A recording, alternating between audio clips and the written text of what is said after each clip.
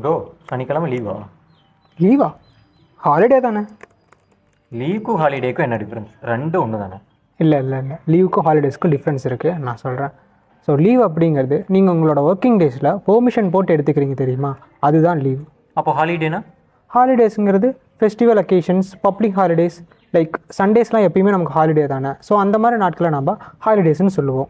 ஓ, நானாக எடுத்துட்டா லீவ், அவங்களா கொடுத்தா ஹாலிடே.